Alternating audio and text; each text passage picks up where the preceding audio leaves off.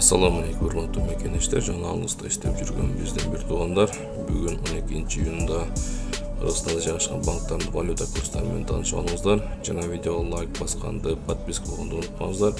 Видеонун акырына чейин биз менен чогуу болуңуздар.